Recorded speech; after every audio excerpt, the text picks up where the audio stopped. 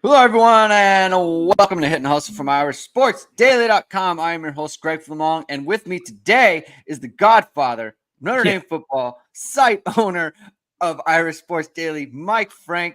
He's filling in for Jamie. Jamie is in the air right now. He is en route. He's traveling back to his home, and he's been visiting Vancouver for the last few weeks, and he is heading home, so we couldn't do a pod today. I wanted to do a pod today just to keep the normal schedule.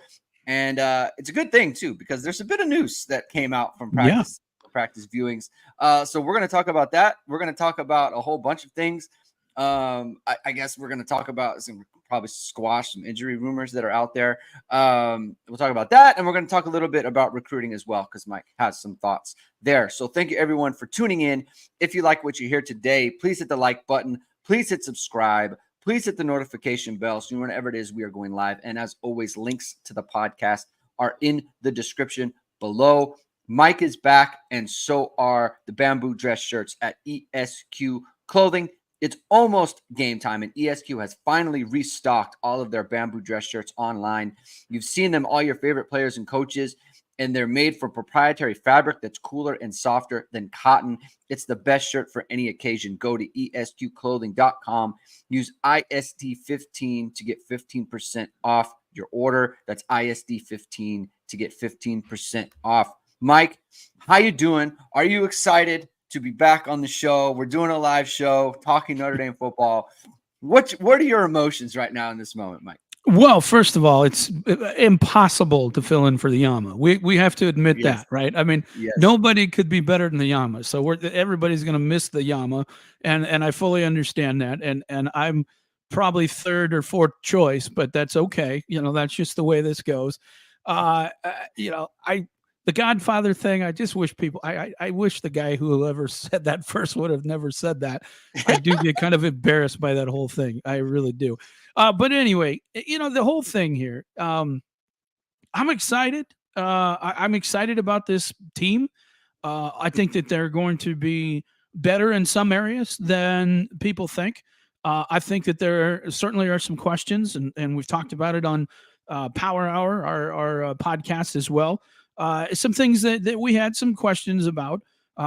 It was interesting because I see, some people commenting on just the chat about how they were surprised about Anthony Knapp and Sam Pendleton. But I mean, way last week we reported that was, what we saw at practice. Now, again, we said, hey, look, they weren't lining up 11 on 11, but usually they're not doing those types of reps.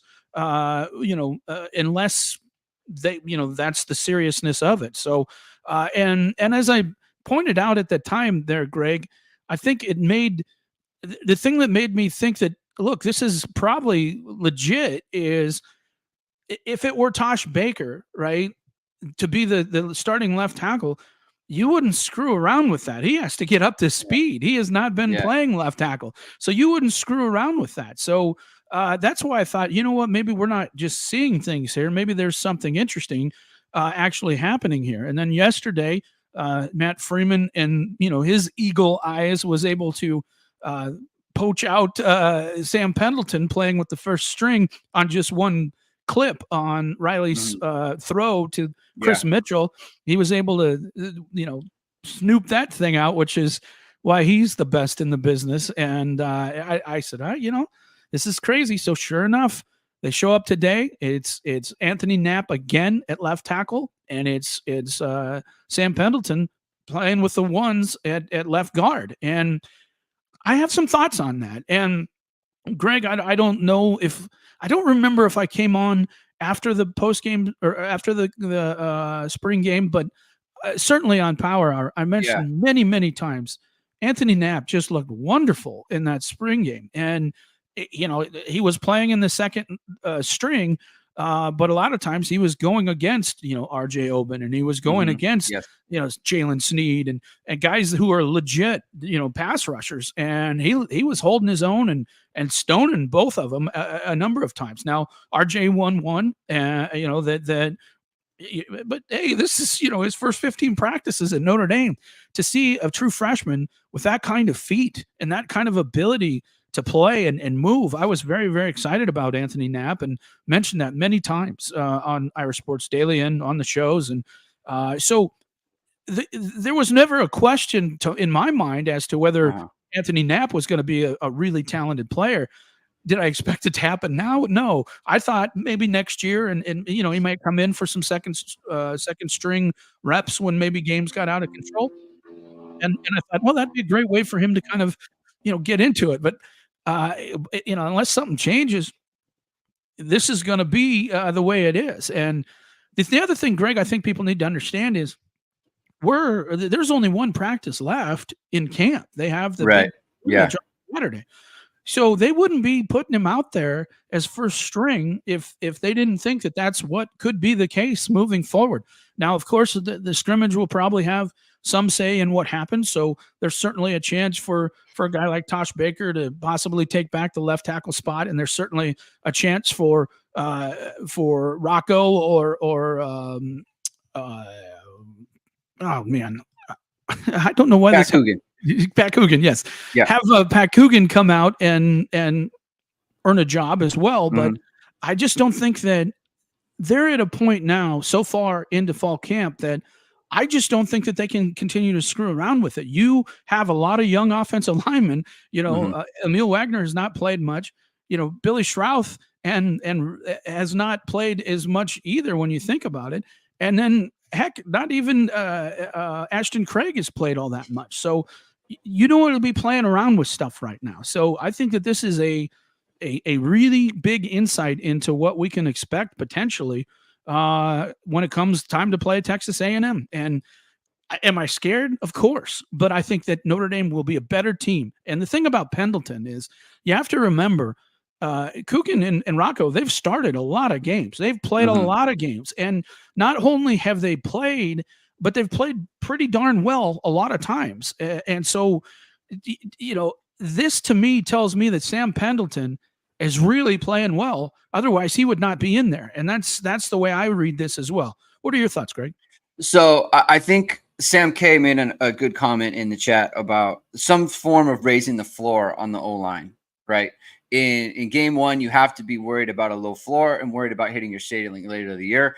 I think, I don't know if it's raising the floor as much as it's raising the ceiling, like you just said. So I view the Knapp thing and the Pendleton thing kind of in a different way. I think with Knapp, it's that you're playing someone that you're at least excited about. And something that Jamie and I have talked about a bunch. Like, there are things that Tosh Baker can do, but they've never wanted to play him in a game. They've never been excited to play him in a game, right? He's played due to injury or due to opt-out, right? That was when he played. Then he lost his job he lost the competition to Emil Wagner. He lost that on the right tackle spot. Then Charles Jagusaw gets hurt. And then he loses the left tackle spot, it looks like, to Anthony Knapp, right? And so, like, they have never been excited to play him. There's always been somebody else who had something that they were looking for more so than Tosh, right? And so, you pointed out from the spring game, like right when it happened, I think you had talked about, kind of before the spring game, how you had heard good things about him. I think you compared him favorably to Robert Hainsey, which is and this was, like Robert, like before, like any idea that he was going to be a player for Notre Dame this year. Like, this is way months ago, right? Yeah. So you were kind of already saying those things about him. And so I think this is a chance for Notre Dame to play someone they're excited about, right? And I think that's the case for Pendleton. I think it's different for Pendleton because Notre Dame has options, just like you said, to play guys that have seen game action. Look, Rocco Spindler and Pat Coogan, obviously they weren't the greatest, game after game last year, but they certainly did some good things, right? Some things that it's like if they were to play in a game tomorrow, we wouldn't be panicked about that, right? So for Sam Pendleton to leap those two guys, for him to leap Sullivan Absher, I don't know where he's at, but he was working at the left guard spot. For him to make that jump, he must be doing something that they are very impressed with. He must at least know he must know the assignments. They must be comfortable with him with the assignments. If he's out there blowing assignments, you can't play him in the opener against Texas A&M. You just can't, right? So if he's number one at this spot, at this point, I mean, and like you made the good point, like they don't, camp's about to break. You can't be goofing off when camp's breaking. You just can't.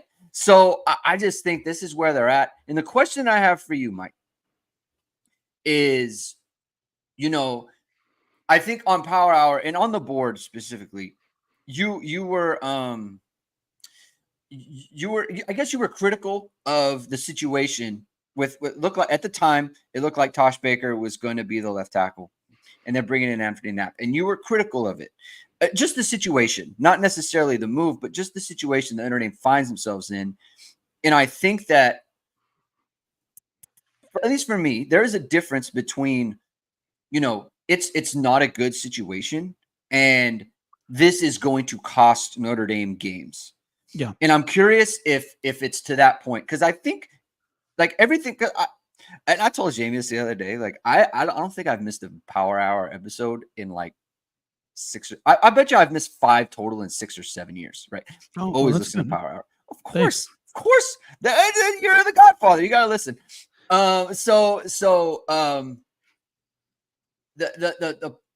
The thing that I'm wondering, though, because I think your criticisms were valid and your concerns were valid, but I'm wondering the kind of the next step to that conversation was, do you think it's to the point with the rest of the roster that it's going to cost them the things that you think that they can achieve? I'm wondering where your stance is on that. Yeah, that's a good question, and I'll get to that here in a second. The other thing I wanted to point out about the Pendleton thing, and I don't think people have really kind of caught on to this either. If you listen to Joe Rudolph and you watched his press conference and you read the transcripts and all that type of thing, one of the things that Rudolph specifically said numerous times was about Pat Coogan kind of being the leader, right? And kind of being he's really done a good job of kind of stepping up and being kind of a leadership type of thing. Now your leader's not starting. You know what I mean? Yeah. That's just an interesting thing. And but before, I don't think people should be concerned about this. And I've mentioned this a few times on the boards and things like that. I've heard very, very good things about Billy Schrauth and his ability to be a leader. The thing about Schrauth is he's not a real vocal guy, but and I shouldn't say it.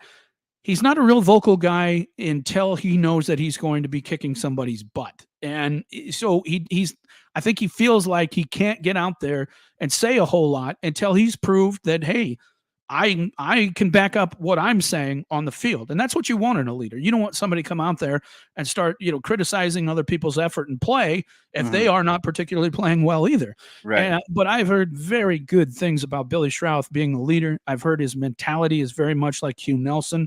And I think, first of all, Billy Schrauth's going to have a monster year this year and could develop into, a very high draft pick type of thing.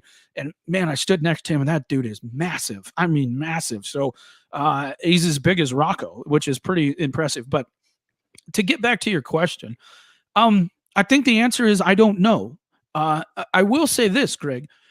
If it were Tosh, I would be concerned that it would cost him some games. And again, it's not a disrespect to Tosh.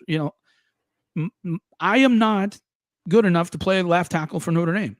Greg Flamong isn't good enough to play left tackle for Notre Dame.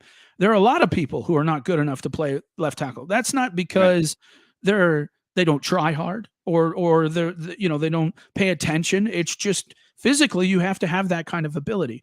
And I've just have never seen that with Tosh Baker. And I think back to what I saw when he played left tackle before Joe Alt came in, and it just did not look pretty. And let me stop you for let me stop you for 1 second. Go ahead. It's not just that you have never seen it; the coaches have never seen it, and we know that because he has now lost his job twice. Like this isn't just you saying it; it is a fact. Like that is a fact of the matter. Right. So it isn't just you, like it's not about you denigrating a player. It's literally that he has had an opportunity to play and he has not earned that opportunity. So it's Yeah. not just you saying, it's what we're seeing from the coaches as well. Please continue. Yeah, and I think that that's very valid. And so Yeah. again, I don't mean to pick on Tosh. He comes back and I think he did the best job he could, and by all accounts, a tremendous individual, a great teammate, and he didn't need to come back. And so I think we have to give him credit for that. But I just it just would have concerned me. I think that Tosh Baker's the type of guy that can win you 10 games, right? I think he's good enough to beat a lot of the guys or a lot of the teams on the schedule. It's just when you play the very best, if you have to go against Florida State and they have some pretty good pass rushers, can he hold up? What's he going to do in Yeah. the playoff? And I think that those are the things that you have to take into consideration. Now that they have, if it does include Anthony Knapp, I'm actually kind of excited about it. And I'm actually really kind of excited about the Sam Pendleton thing because, again, I don't think Pendleton would be in this role unless he's earned it. And he has to Yeah. be playing very well. I mean, otherwise, there's no reason to play them. And let's be honest, they need experience heading down there.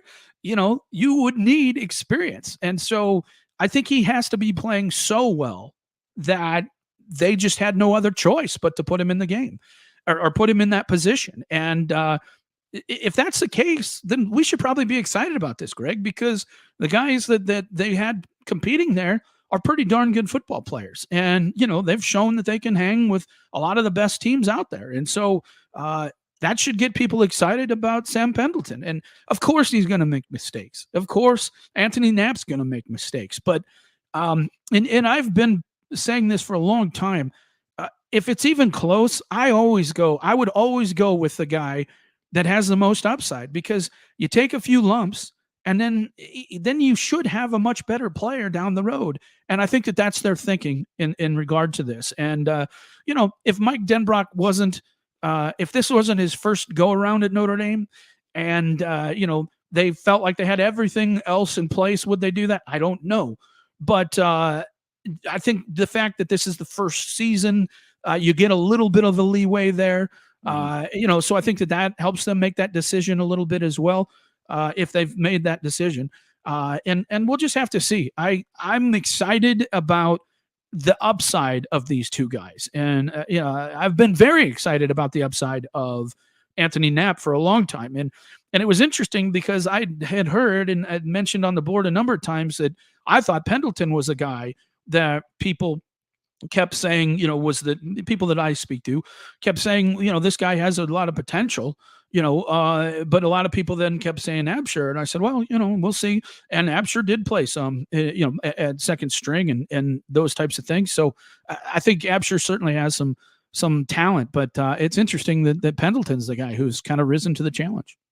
Yeah, and you just never know when something is going to click for a player and when how that's going to manifest itself, right? And if it has for Pendleton, like you said, this is not a situation where they don't have other options. They clearly do, and they have two options that played well last year, so or at least played heavy snaps last year. And I think the point that you just made is a good one, and in that now you get to look at where it could go. Like when you have young players on the offensive line and they do things that are exciting, they look good in on a rep or whatever it might be. Like you can count on that to build on itself. And mistakes that they make, it's like, well, hopefully those get mitigated over time. And I think this is a move that gives Notre Dame a chance to, like be a better overall team at the end of the year. Yes. Than they were at the start, and I a lot of people made the point about, Tosh Baker and do you, because like I think we made a point, maybe on last week's shows that just because Notre Dame's going with Baker now doesn't mean that that's what it's going to be in week 4 or week 5 or week 6 or whatever, right? And I think if Notre Dame is making that move now, it's kind of like, people were making the comparison about starting Brandon Wimbush against Michigan in 2018. Trying to win that game and trying to, get through that. And then you make the move to Ian Book. Like they're doing that first. Notre Dame is doing that first.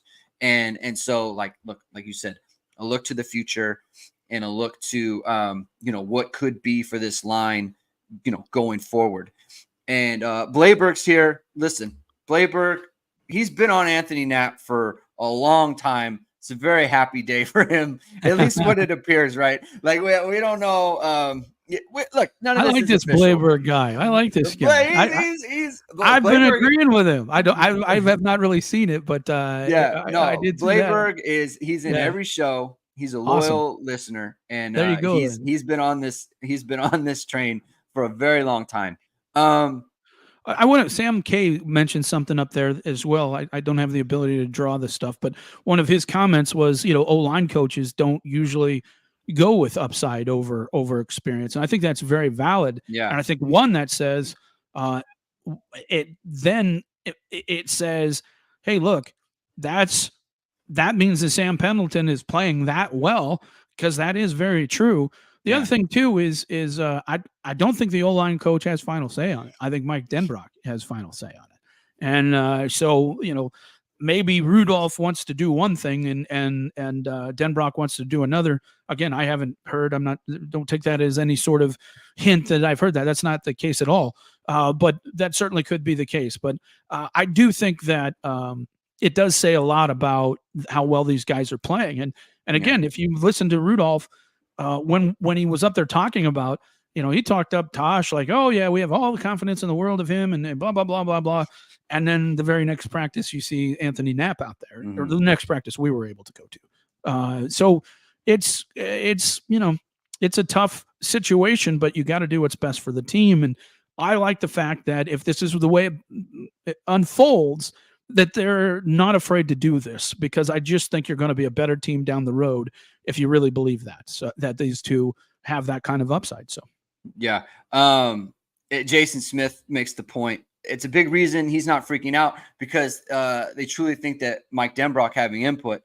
I mean, how big is it now that, look, whatever you want to say about Jared Parker, he's not the type of guy who's going to go to Joe Rudolph and be like, hey, like, we should make the move to Anthony Knapp here. Like he hasn't been around long enough. Like Joe Rudolph's been around a lot longer than him, right? And he just didn't really have the cachet to be like, this is what we're doing. Mike Denbrock can absolutely do that, right? Oh, yeah. And I think one of the positives about Mike Denbrock here is when he was at Cincinnati, it's not like that. Look, Cincinnati would kill to have Notre Dame's offensive line situation right now, right? Especially in the 2020, 21 years. Like, this just wasn't a great offensive line that they had there. And he was able to mitigate that. And he was able to, kind of navigate. I got to create a playoff winning or a playoff caliber offense with the offensive line that I have. Had a mobile quarterback in Desmond Ridder. He had some good wide receivers over there, some of them which are in the NFL right now. And so he was able to create an offense that was good enough to go to the playoffs, beat Notre Dame in 2021 specifically. So that's obviously a good thing. And not just that, but then the experience to design an offense and to take care of all of the weapons. And that's kind of where I want to transition to right now is, where are you at with Notre Dame's weapons this year? Because I have to say, like, I'm pretty bullish on the wide receivers, the types of wide receivers that they have, the types of running backs that they have. Because I think the thing is, Mike, and Jamie and I have talked about this a bunch, is you got to be explosive. The number one thing for any football team, especially on offense, you have to be able to gash teams. You have to be able to hurt teams. Price and Love can both hit the home run. I think you have a Bo Collins, you have a Jaden Harrison, you have a Keith Mitchell, you have a Jordan Faison. These are guys who can hit home runs, can also work the middle of the field and underneath with guys like Jaden Thomas, Jaden Greathouse, and Mitchell Evans. I just feel like this skill group from a weapons, from a danger standpoint that a defense is going to feel is just at a level that they haven't been in a very long time in terms of the absolute, like the raw numbers of guys that can do that. I'm wondering where you're at with that and how you're kind of feeling about that situation. I feel a lot better just going the last week and few days of going to practice and being able to view the things. And Yeah. uh, Bo Collins was a question mark for me.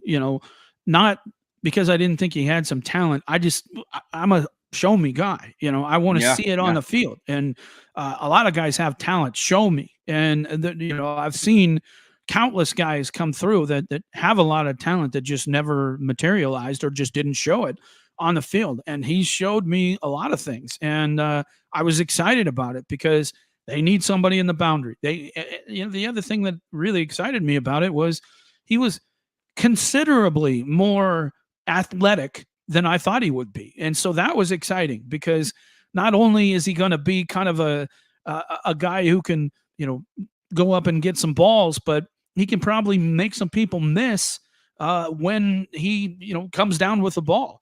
The other thing too is I think he can get vertical. He's not somebody that isn't going to be able to get past some coverage and maybe make some big plays downfield.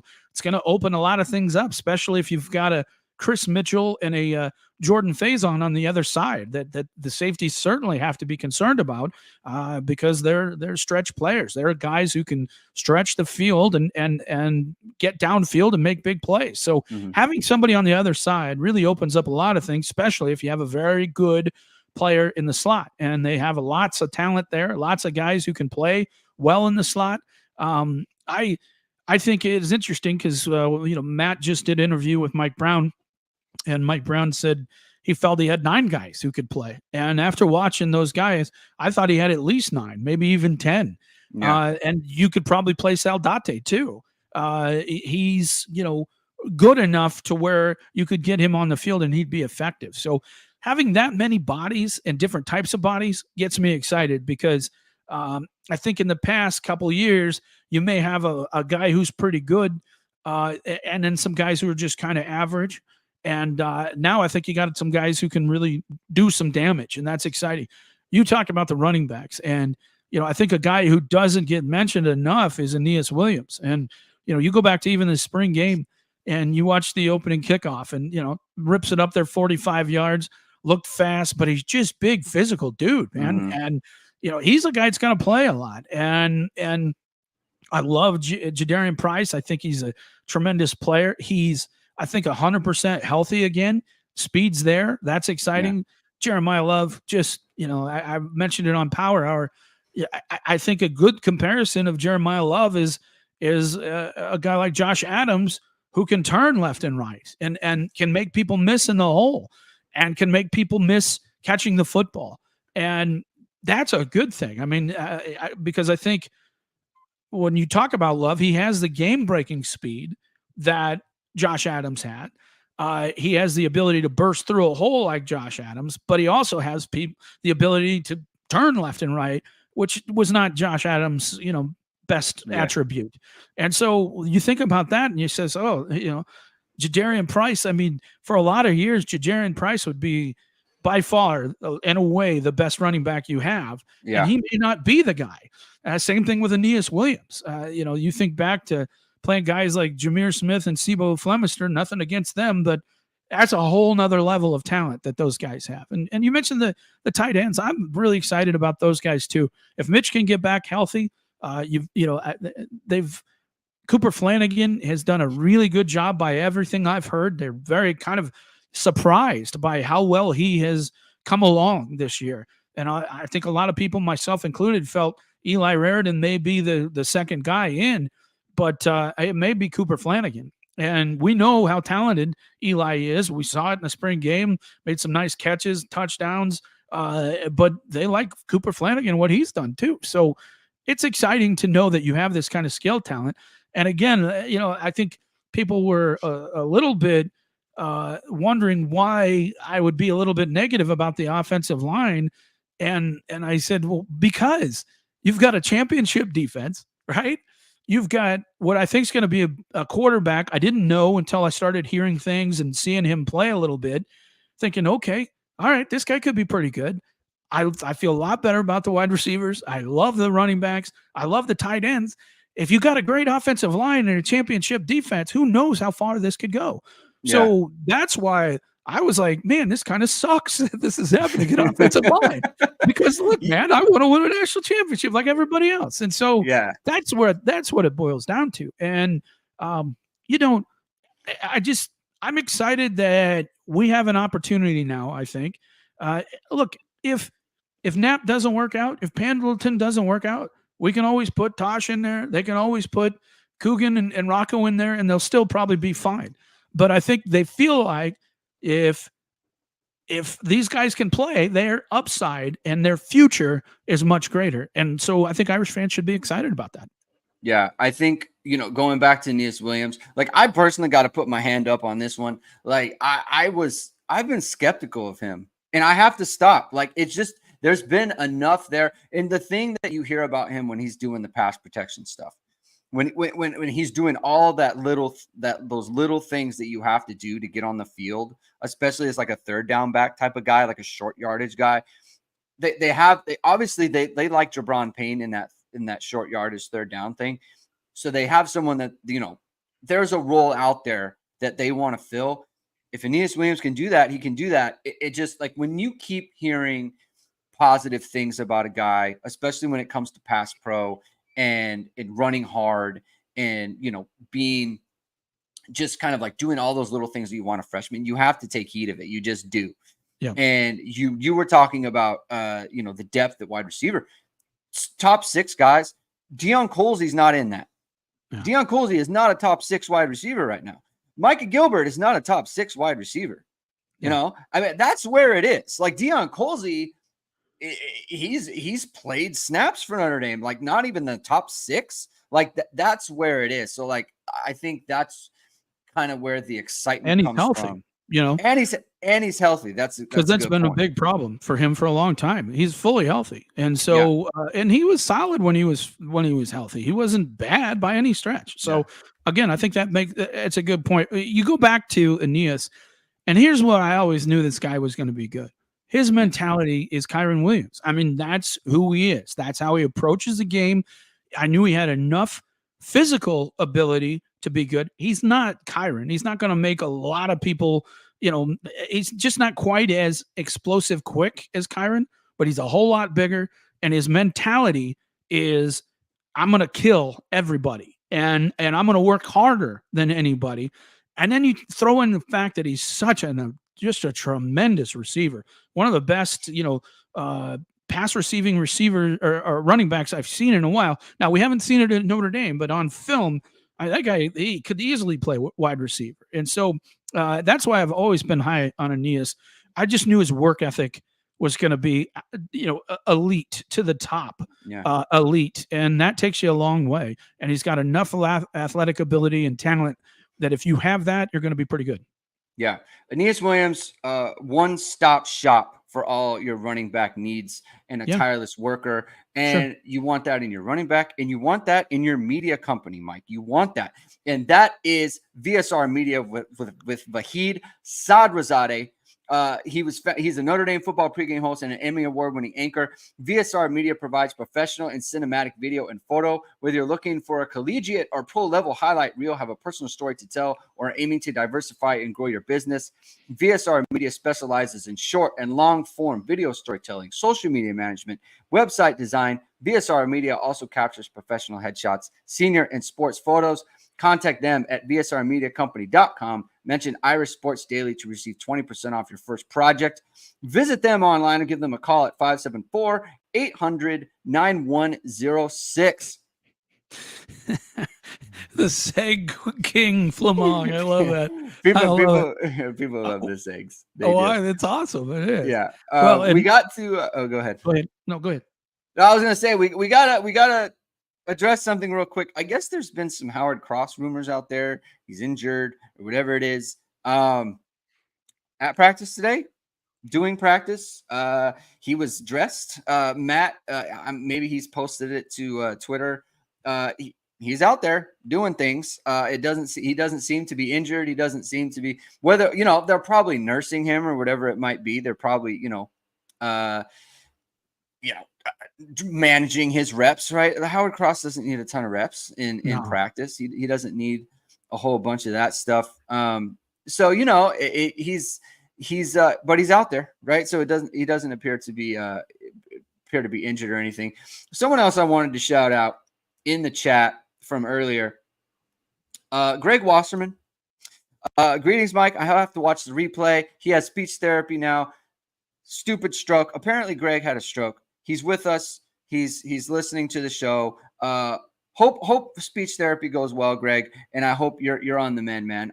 We appreciate you being here. Sorry to hear about the health issue that came up for you, but we appreciate you being in the chat with us. It seems like I've known Greg for almost 20 years. So yeah, I was going to say, it seems like he's a heck of a guy. Yeah, he's a heck of a guy. And he's always been a supporter of what we do at Irish Sports Daily. So he's very, very good guy. That's good stuff. So Greg, thank you for being here. Aiden Curtin. Greg. Yes, Aiden Curtin with a question. We're going to transition to defense for a second. It just sounds like he's got to catch us later. Popped in to ask a quick question. What linebacker combination do you see getting the most reps together? Find the linebacker depth chart fascinating. I'll hang up and listen. So this is a question that I have. I think this is a question that kind of everyone has. How do you see this playing out? I mean, do you have something in your mind? Do you anything that you're kind of thinking about linebackers at this point?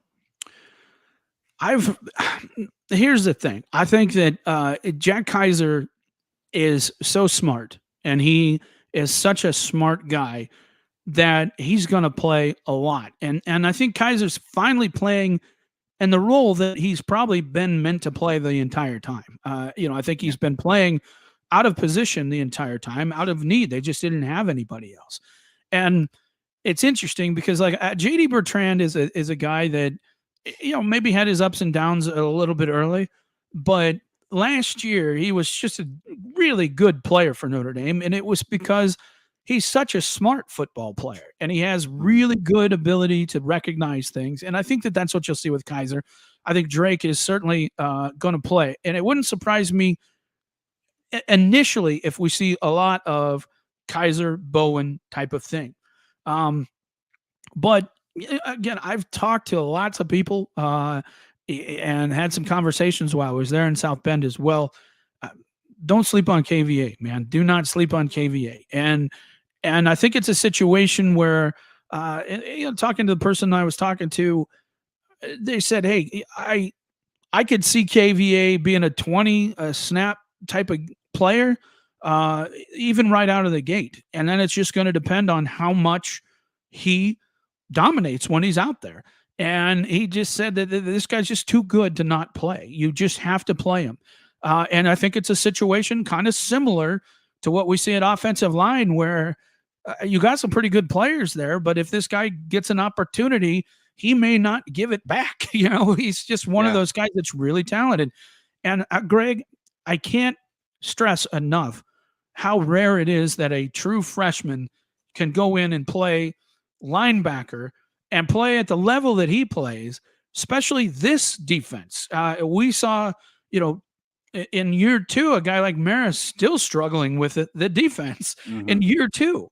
And JD for at times as well. So this is not an easy defense to play in, and at linebacker especially.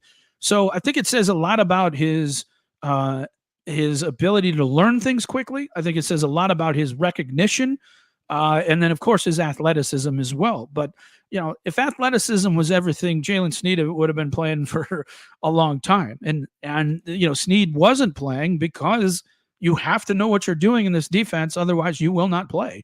Yeah. And I do think you'll see Sneed play quite a bit. But I could see KVA. It wouldn't be surprising if KVA at some point even started later down the year. So, but I would say at least for the first few games, you'll probably see Kaiser and Bowen. But then we'll see how the reps go after that, because once the other guys get in there, it's all going to depend on how well do they do when they're in there. And, it sounds like there's a lot of guys who've earned it. And a guy I feel kind of sorry for is Jaden Osbury, because, a lot of times Osbury would be starting, that in a lot of different defenses that Notre Dame had, he'd be starting. That guy's a really, really good, smart football player who plays well in coverage. And so I'm excited about that group for sure. And there's some other guys that, you know, it's sad that Kuhana Kia got hurt because he certainly started to emerge and look like a player. And even a guy like Preston Zinter, when he's played, he's looked good, Yes. man. He really has. So, and I think that I've always said this, Greg, because I think it's true. If you can plug in literally almost every guy on the roster and they don't look completely lost and out of place, that's a sign of good coaching. And I think that Notre Dame has a very good coach right now at linebacker. And we all know that they have a great one right now. It's in the secondary. And so, the future is just very, very excited. I've always liked Max Bulla. I loved him even when he was a recruit. He just has the greatest attitude. Yeah. He was a no BS guy, and I've always really liked him as a person. And I think if you're a linebacker, his mentality is the type of mentality you need to have to be a successful player at that position. I think Max Bull is a star. I just straight up, like, he's a star in the profession. Notre Dame found a way to keep him on staff. They don't have a safety coach, so they could have Max Bulla on the staff, and it's a good move, in my opinion. You got to keep a guy like him around. As far as KVA, like you said, freshman starting, you're talking Manti and you're talking Jalen Smith. Yeah, that's what you're talking. So, but they were playing in a much simpler defense. Yeah. And look at this is what you get when you go to a school like Bosco. Like they're running a real operation over there. I just like the KVA thing. That's inevitable, in my opinion. That's inevitable. He's going to get time as the year goes on. He's just going to get more and more time. Everything you're hearing about him is just that he has it. He is that guy, and so. That's going to be interesting for the people that want the visual evidence of Howard Cross at practice. There it is. Matt Freeman posted it to the Twitter machine. There he is. He's in the normal stuff. Nothing is super taped up. He's got the knee braces like everyone has. So that's it, man. That's the Howard Cross situation for everyone. Yeah, if he was like severely hurt, he wouldn't be out there. They wouldn't have him. Anybody that's I don't think that he would be out there if he was severely hurt. So yeah. Wanted to we're gonna really shift gears here. Okay. I think a lot of people are always interested in your takes on recruiting. Notre Dame is going through something in recruiting right now that I think. Maybe 2 months ago, it was the complete opposite situation. I think things were trending in the very right direction, and now they're trending in the wrong direction. A lot of rumors about Deuce Knight right now. Wide receiver recruiting is in flux. I think they have names. I think they have names that they don't want to be public because those players are committed to other schools. But we don't know who they are. We don't know the chances of them landing those players. Obviously, with Deuce, things are kind of up in the air. I just wanted to get your thoughts on just kind of the current state of things from a recruiting standpoint. I think that there's a couple of things to think about here. And the first one is it is August, and it really only matters what happens December when they sign. Okay. Yeah. So who is in the class now, hopefully all those guys stick in and stay in the class, but they will add to it.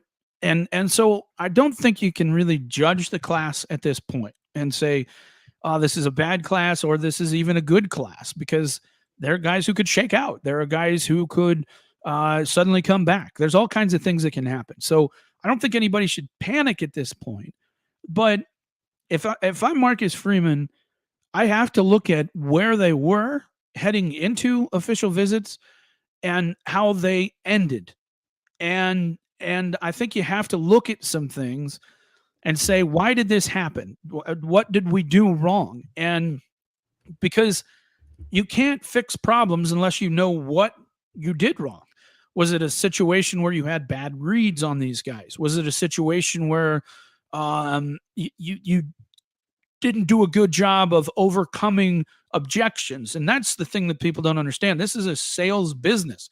And the only way you get the sale is you have to overcome everybody's objection to not wanting to buy your product. And it's the same thing when it comes to recruiting. Is you have to say, well, I don't want to go there for this reason. Okay, well then let's try and address that reason. Is there something we can do? Um, so I think it's really important. If I'm Marcus Freeman, you don't want to sit and play the blame game. You don't want to start pointing fingers. That's not going to do any good. What you need to do is figure out the why. And if I'm Marcus Freeman, spending 20 minutes calling some kid in 2026, yeah, that's beneficial, and I think that's important. But if I'm Marcus Freeman and I want to fix this problem, I would seriously get on the phone with all the guys that I thought I had a really good shot at and had the ability I thought we would land. And I would get on the phone and I would say, try and talk to their parents and the kid at the same time and just say, look, I'm not here to try and give you the hard sell. I'm not trying to, make you flip or anything like that. I'm just asking you for a favor because this didn't end the way I needed it to end. And I don't know what we did wrong. And I need to fix the problem. So if you would take the time and talk to me and kind of tell us what was the situation? What was it about Notre Dame that you didn't like? What was it at certain schools that you liked better than Notre Dame? Did they do something different on their visits? What was it that made that particular school stand out above us and above everybody else? And try and figure out, can I fix some of these problems? Maybe it was a communication problem. Maybe it was we just didn't feel like, or maybe Notre Dame thought they had a better read on the situation than they did. It's hard to tell people that, you know what, I'm not feeling this, especially if they've been nice to you and recruited you the whole way. It's hard to get people to tell you that, but you got to know that, because it does you no good to continue to recruit a kid. If he's not going to come, you need to switch gears and start recruiting somebody else. And so sometimes it's hard for people to say, you know what, I'm not feeling this anymore. And that happens a lot to Notre Dame because I think a lot of kids realize that I probably should choose Notre Dame based off of all the evidence, but that's not what I'm going to do. And for their parents, right? I think a lot of kids keep Notre Dame in the mix because their parents want them in the mix and the parents want them to choose Notre Dame. But that's why it's important to talk to the kid. It's very important to talk to the kid just as much as the parents. And I would guess if there's a handful of like 6 or 7 guys that maybe they thought that they'd have a really good shot at landing, get them on the phone and say, hey, what did we do wrong? How can we get better? Because you can't improve anything until you know what the problems are. Maybe the kid just didn't like the culture, and that happens. But you got to know that before. The thing that stands out to me is when it comes down to the wide receiver position, and I've said this on Power Hour and on our message board, at the end of the day, you had 4 guys that you're trying to recruit. One, you started recruiting the week before his official visit. That's not good, right? You're not going to win that one very often, even if he is from Indiana. That's a very difficult sell. The other one, you're not even sure you want. And at the end of the day, I'm not sure they did want. You had another guy that in the end wanted to play defense. He didn't even want to play wide receiver. And then, so that left you 1 guy and you're trying to land at least 2. And that's that's a bad read, in my opinion, on the situation. And so, again, I think there are things that you can do to improve. And where it's going to matter is if I'm Marcus Freeman, is I try and figure out what those are. And because you can't go and do this again. And Greg, let's be honest, this happened. This has happened for a while at Notre Dame, not just under Marcus Freeman, but under Brian Kelly. And I think it comes down to not having a good read, but also not having a good plan B at this point too. I know you don't want to bring in a lot of people, right? You don't want to bring in a lot of people because then you have to have hard conversations. It's like this kid wants to commit, but you can't let him commit because you have other guys that you like ahead of him. But it's much harder to go in on some kid you've never even recruited, and now all of a sudden you have to come in and deal with that. So I think you got to expand your board. You got to make sure that you have some options here. And if you are honest with people and just say, hey, here's the deal. we like you. We think you can play here. There's no doubt about it. We feel that this guy we have a good relationship with. We've been on him longer. We know this kid. We feel like he can play here. And he fits a role that we really need. So that's why we're recruiting him, and he's above you. If that kid goes anywhere else, you're our next guy. That's the way you got to handle that. And you just make sure you communicate that with people, and they know that they're still going out and visiting and things like that. But if they're really interested in Notre Dame and want to go, then it's not, oh, by the way, we love you. You know what I mean? They've known this all along. It's just you like this other guy because he fit something that you wanted to do just a little bit better than this guy did. And that doesn't mean you don't like this guy. It just means you have a great relationship with this kid, and you feel like he fits something a little bit better than this particular kid. And if you have those conversations, I think you can set yourself up to where you have options at this point. So, we'll see what happens. But too many times it comes down to crunch time, and Notre Dame just doesn't close well. And again, it's, as I mentioned, I wrote an article right before the official visits, and I said, this is about choosing hard, and you have to convince people to do it. And look, it's hard to get people to do this because I don't think people understand. These kids don't go to school. They literally don't go to school. They never go sit in a classroom at almost every other college there is. They're never in a classroom. Greg, you've always been out in California, I assume. I think you've always lived there. Well, let me tell you, I lived in Nebraska. There's nothing worse than getting up at 6 a.m, getting your stuff on to walk to class in 3 foot of snow. It sucks. It absolutely sucks. And many Notre Dame alumni have had to do that as well, and everywhere in the Midwest. It's no fun to do. Well, if you're at Michigan, you don't have to do that. You don't have to do that. You just sit there in the football building, the tutor's sitting right next to you for tests, for everything, and you're just sitting there doing your schoolwork. And it's a way different thing than what it is at Notre Dame. And I think that's a hard thing for Notre Dame to overcome. And that's what choosing hard is. And you have to find the right people that are willing to choose hard. And hopefully you'll get enough of them. But I don't think people understand how hard of a sell that is. Because most people want to just do nothing. They just do. Everybody, I shouldn't everybody, but a lot of people will take the path of least resistance. And that's just the way it is. I think they need to figure out what happened with this particular year, because last year they did so well, like closing their class, right? They were able to close with Lambert. They were able to keep CJ Carr, right? They kept CJ Williams. They got Micah Gilbert. They got Logan Saldate. They got Aeneas Williams. They got Kedron Young, right? Like last year, they were able to close on all these guys and land the guys that they wanted. And then this year, well, to your point, like they do need to figure out what the pitch against them was, and why it worked. Like because I used to be in sales, Mike. In a previous life, I was a recruiter for business. Like I find people jobs.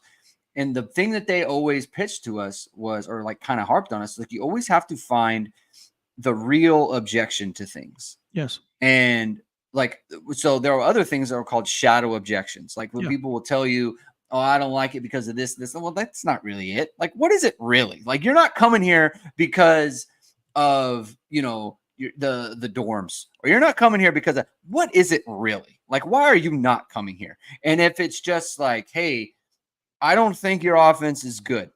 I don't think you can run offense for real. If that's it, then that's what it is. That is the thing you need to overcome. The other thing we used to talk about all the time is pain of staying versus pain of leaving, right? And that's what they're going through with Deuce Knight right now.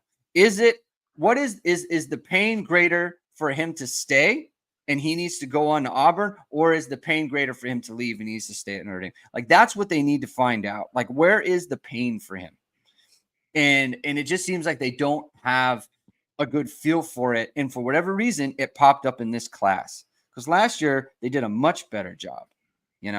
And so it just like, and maybe it's a Mike Brown thing, right? Maybe he's new to the scene, right? And he just didn't have a good feel for how to reach these guys or whatever it might be. I can't really say what it is with Deuce because it's all the same stuff. Not just that, but they've improved his situation. Like the thing that's weird about Deuce is when he committed, the situation was much worse. He committed to Jared Parker. He committed to a program that didn't have Notre Dame has a lot of good young wide receivers right now. They have a good offensive line, right? Like if you're Deuce Knight looking at the problems for the 24 offensive line, that is not the problem going forward. Like 25 and 26 offensive lines, they project to be pretty freaking good, and you've got good tight ends, right? Like the tight ends that he's going to come into and inherit, that's a good situation, right? So like the Notre Dame situation on offense has only gotten better.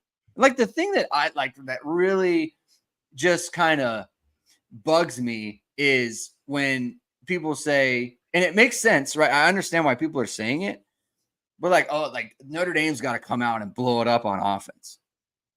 It's like, what? He's about to commit to Auburn. What have they done on offense? Like, they just had a quarterback in Bo Nix who was with them for 4 years, didn't do anything, goes to Oregon. Now he's a first-round pick. Well, I think the problem there is the guys coaching Bo Nix and Auburn are not there. And the thing with Auburn is, that's the same thing. But like the guys who were coaching all the previous Notre Dame quarterbacks are not there either. Certainly. So I know, and neither is the offensive coordinator and all those types of things. But what Auburn does have is they landed the #1 wide receiver in the country last year, and three other really highly rated 4-stars. They got another really high 4-star in the class this class, and they continue to. They still have options out there of top players to get. That's attractive to a quarterback, certainly. Now, what they also got last year is they got a pretty good quarterback. That kid from Arkansas, I forgot his name. That kid's a pretty good player, and he was ranked pretty high. And obviously Notre Dame got CJ Carr, so it's kind of a same situation where, like an Ole Miss, that would be more attractive because they didn't get anybody near the quality of Deuce Knight as far as quarterbacks go. I think part of the problem with Deuce, and I've said this before, I think part of the problem is, being around a bunch of people that he knows in the SEC, guys he's competed against. It's just a familiarity thing. And I think he felt like, okay, well, Denbrock's here. I'm excited about this. We're going to get the receivers. We're going to get this. And then that never materialized. And, I'm not here to disrespect Notre Dame's receivers that they have in this current class, but they're not ranked very, very highly. And if I'm a quarterback, of course I'm looking at that. The other thing too, and this doesn't help, is that there's been a lot of very positive things said about CJ Carr, and that's just the facts. I mean, it's just facts, and it's everybody in the media. All of us know how talented he is. All of us know how well he's done. And if I'm Deuce Knight, I'm thinking about that too. You don't have that at Auburn right now. You don't have somebody that's like getting all the buzz and is going to be in front of you. You don't have that at Ole Miss right now either. So I think that looking at all those things, the SEC, all that type of thing, that's the thing. NIL not going to be a problem in this regard. No, it's not. So please don't think it's NIL. NIL, Notre Dame will be fine in the NIL situations for anybody that they truly want. They're not going to get outbid or that type of stuff. It's just a matter of all those things I pointed out, and we'll see. We'll see what happens. I think if Notre Dame can get to the situation where he's starting to play and heavily involved in his fall camp and his season, then they just need to weather the storm to get there. And if they get there, I think they're going to be in a good situation. I do think the most potent thing that you could say to him, like in a negative recruiting sense, it isn't really negative recruiting. It just is a reality, right? Because if we sit here and game it out, right? Yeah. If I'm a coach and I say, hey, when are you going to play there? When are you going to play? Because CJ Carr, they love him. He looks good.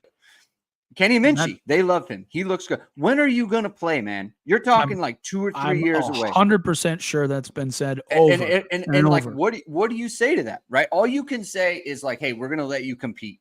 We're going to give you a chance. We're going to design X, Y, Z for you. But if he doesn't want to wait, then I get it, right? I totally get it, right? And for a Notre Dame fan, sure, you want him in the class. But the fact is, like, if you're losing a quarterback because this quarterback situation is too good ahead of him, then that's a much better place to be in. Now, they do need to land a quarterback, and that doesn't say anything for the wide receiver situation because that needs to get better. But like you said, you can't judge it. We can discuss why they didn't land the players that they wanted at the time, but we need to see what the class is, right? We need to know how the class ends up. And then we can have a discussion then. So I think the thing too. Go ahead, Greg. No. You go. No, I think the other thing too that you have to understand about CJ Carr is he's a completely different player than Deuce Knight in that. And if I were a quarterback, I'd look at this too. CJ Carr is not a projectable guy. He's just a good player, right? Yeah. So this guy, if you're going to beat him out, you're going to have to be really damn good. And he's already polished, right? He's already a polished player and looks like a really good player. Where a guy like Deuce, he doesn't look like that. So I think if Notre Dame had another Deuce in front of him, he'd probably be like, well, I could, that guy isn't any more polished than I am. I can go in there and do this. But when you take a really polished guy like a CJ Carr and you give him a spring, a fall, and another, ahead of you, that's hard to overcome. It just is, no matter how much talent you have. And I guarantee you that's been said countless times to him. And, us in the media, it's partially our fault in that, we constantly say this, but it's our job to be honest with our customers and our listeners to tell them what we actually know. And I'm not going to apologize for that. I want to tell people what we hear and what we know. That's our job. And so, I do think that has, something that if I were Deuce, I would be looking at that pretty strongly as well. Yeah. And we will continue to tell the people what we know and what we think in an honest way. And we're going to keep that doing forward. We'll be doing that. Jamie and I will be doing that on Saturday.